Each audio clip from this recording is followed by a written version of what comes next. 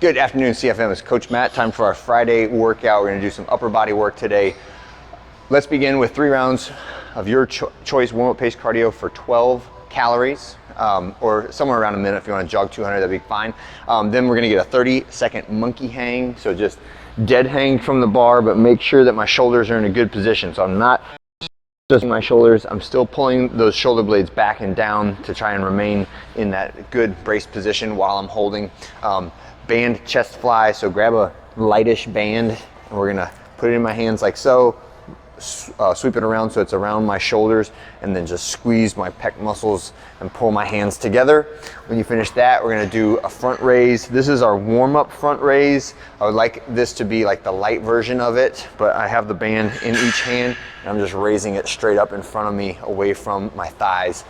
In the actual workout, or in the extra credit portion, I would like for it to be heavier than this. So consider this as just like the intro version.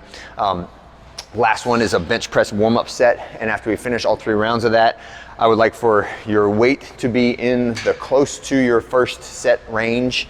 So you got 3 warm-up sets minimum, should be empty bar, then like 25%, then like 35, 45%. And then if you need an extra set before we go to the first set of 5 at 75%, that's fine too.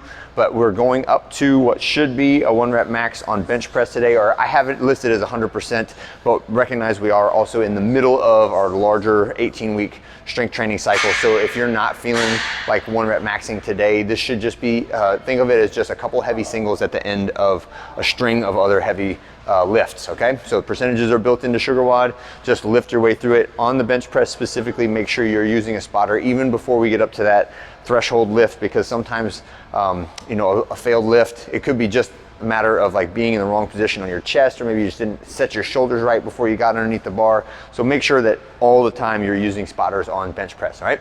After we finish that, we're gonna have this push-pull quality AMRAP, and really what it is I want you to take somewhere between 10 and 13 minutes. I want you to get 4 rounds of this, okay? If you only get 3 rounds in that amount of time, that's fine too. This is not meant to be high intensity metabolic conditioning, but it is meant to be some amount of volume, some amount of conditioning in these movements, all right? So Pendlay row is one we've been doing a little bit more lately, but it's the same thing as a bent over barbell row, but make sure that the weights tap the ground, right? So we're kind of breaking up that eccentric concentric chain when we tap the ground with it. So we're taking away your momentum. Don't bounce off the ground, but tap the ground when you do that, okay? Next one is an AMRAP of explosive push-ups, with the goal being somewhere in the 8 to 15 rep range. If you can do 15 reps of a clapping push-up, I consider that to be pretty impressive, and you can just move along, right? But what we're trying to do is create as much speed as possible, push away from the ground and clap. So if I did that and I find like, okay, at 7, I'm probably not gonna get 8, then that's about the right amount for me to do, okay? So that's an explosive push-up. If all you can do is just jump your hands a little bit and not move them, that's fine. If you're using an adjustable push-up bar or pull-up bar, we're not gonna do the clapping on that one, but you can still push away fast on that bar, right? So still try to create that explosive drive on your chest, but just don't disconnect from the object if you're using an elevated object, okay? Next one is scap rows from the rigs, or from the rings.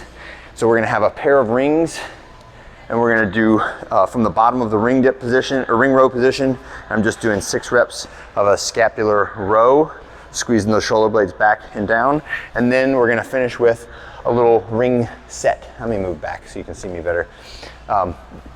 So this will be an isometric followed by an eccentric. So you're gonna get to the top of the ring dip position and hold.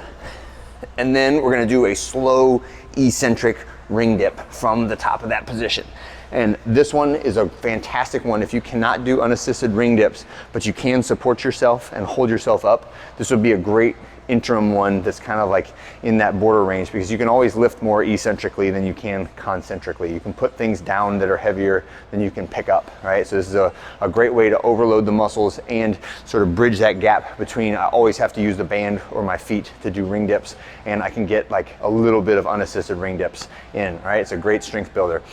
So it's a 10-second top hold on the rings, and then a 10-second eccentric dip, right? And that will be our strength and conditioning circuit. And then after that, there is some Flextra credit if you would like to take part in that. Just some good upper body bodybuilding stuff to do at the end of it for in the range of 3 to 4 rounds, depending on how much time you have. But this one I would like to be, since the reps are relatively smaller in terms of when we do volume and hypertrophy stuff, so try to do them back to back to back, build up a little bit of intensity when we go through it, right? So it starts with 15 curls. So we're gonna do, I will use dumbbells here, but you can also use a bar, a straight bar, you could use the easy curl bar, you could use a band, right? Next we're gonna go into tricep extensions. Any format you want to do. If you want to take your band and put it over the rig and do tricep extensions like that, you could do that. If you would like to do an overhead single dumbbell, right, tricep extension, you can do that, right? If you want to do kickbacks, you can do that, but make sure you get 15 reps on each of those. Next, we're going to do a band upright row. So now I'm standing on top of the band, and depending on how tall you are and how long your arms are, you may need to spread your feet out to take up more room on that band, or you may only have to step on it with 1 foot, right? But somewhere in the middle there, try to have tension. As soon as your elbows bend, there should be a good amount of tension. We're just rowing up to your chin with that band, and then we're gonna do front raises. I'm sorry, I said that out of order. Front raises first, and then upright rows. But this is a little bit heavier band than we used in the warm-up, and we're just raising it straight up in front of you, like so. And then the last one is our dumbbell pullover, which is Coach Matt's favorite shoulder extension exercise. So elbows straight, the dumbbells held in the diamond between my hands,